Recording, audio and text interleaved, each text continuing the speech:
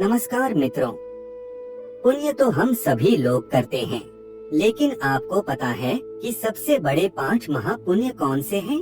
अगर आप इन महापुण्यों को अपने जीवन में उतार लेते हैं, तो आप भगवान के बहुत ही लाडले और प्रिय व्यक्ति बन जाओगे। लेकिन हम इन 5 महापुण्यों के बारे में जाने उससे पहले हम आपको एक छोटी सी कहानी सुनाते हैं, जो आपको महापुण्यों के बारे में बहुत ही अच्छी जानकारी देगी। धर्मानंद नाम का एक राजा था, जो बड़ा ही प्रजापालक था। वह हमेशा लोगों के हित के बारे में सोचता था और कार्य करता था। वह इतना कर्मठ था कि अपना सुख दुख, ऐशो आराम सब कुछ छोड़कर सारा समय लोगों के कल्याण में लगा देता था। और वह जन कल्याण के कार्यों में इतना व्यस्त था कि भगवान की भक्ति और पूजा पाठ के लिए भी समय नहीं निकाल पाता था। एक बार वह राजा सुबह सुबह वन की तरफ भ्रमण करने के लिए जा रहा था। तभी रास्ते में एक दिव्य पुरुष को देखा। राजा ने उस दिव्य पुरुष को प्रणाम किए तो उस दिव्य पुरुष ने अपना परिचय देते हुए कहा कि वह परमेश्वर का दूत है। उस दिव्य पुरुष के हाथ में एक लंबी चौड़ी पुस्तक थी, जिसे देखकर राजा ने उस देवता से पूछा, भगवान, आपके हाथ में यह कौन सी किताब है? तब वह देवता बोले कि यह हमारा वही खाता है, जिसमें सभी भजन भक्ति करने वालों के नाम है। राजा को भी उस किताब में अपना नाम जानने की उत्सुकता हुई, तो राजा ने कहा कि कृपया देखिए तो इस किताब में कहीं मेरा नाम भी है या नहीं। वह दिव्य पुरुष किताब का एक एक पृष्ठ उलटने लगे, परंतु राजा का नाम कहीं भी नजर नहीं आया। राजा ने देवता को चिंतित देखकर कहा, महाराज, आप चिंतित ना हो, आपके ढूंढने में कोई भी कमी नहीं है। वास्तव में ये मेरा दुर्भाग्य है कि मैं भजन कीर्तन के लिए समय नहीं निकाल पाता और इसीलिए मेरा नाम यहाँ नहीं है।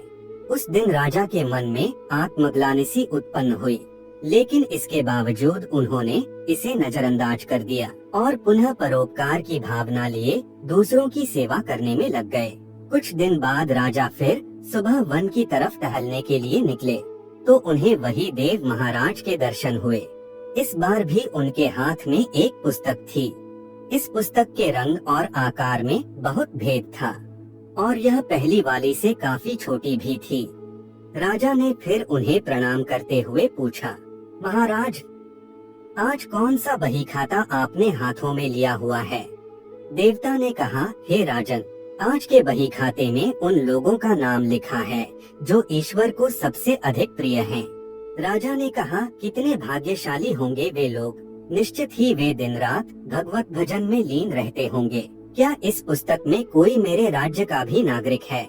देव महाराज ने बही खाता खोला और ये क्या? पहले पन्ने पर पहला नाम राजा का ही था। राजा ने आश्चर्यचकित होकर पूछा, महाराज, मेरा नाम इसमें कैसे लिखा हुआ है? मैं तो मंदिर भी कभी कभार ही जाता हूँ। देवता ने कहा, हे राजन, इसमें आश्चर्य की क्या बात है?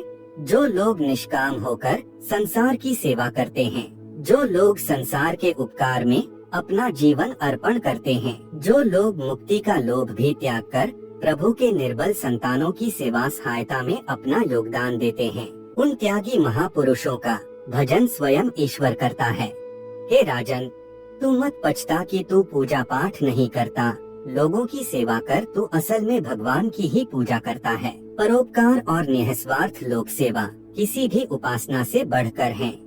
अब हम आपको 5 महापुण्यों के बारे में बताते हैं। नंबर 1, अन्न पुण्य। किसी भूखे को भोजन कराना, चाहे वह मनुष्य हो या जानवर, अपने सच्चे हृदय से उनको भोजन कराना, यह पहला सबसे बड़ा पुण्य है।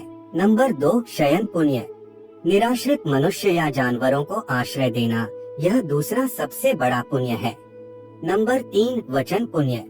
यदि आपके पास ना भोजन है और ना धन है किसी को दान करने के लिए, तो आप अपनी निर्दोष वाणी से व अपने मधुर शब्दों से अन्य के दुखों को सुख में परिवर्तित कर सकते हैं, अर्थात उन्हें सुख पहुंचा सकते हैं।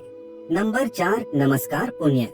अपने से बड़ों व छोटों के प्रति नम्रता पूर्ण व्यवहार रखना, यह सबसे बड़ा पुण्य है। बड़े बुजुर्गों के चरण स्पर्श करने मात्र से ही आपके पाप पुण्य में बदल जाते हैं। नंबर 5, मन पुण्य। हृदय में सभी प्राणियों के प्रति सुख की भावना रखना और अहिंसा का पालन करना बड़ा पुण्य है। अर्थात पुण्य वह है जो आप अपने पवित्र हृदय, द्वेष मुक्त चित्त व मस्तिष्क के उच्च भाव व उच्च विचारों के साथ करते हैं।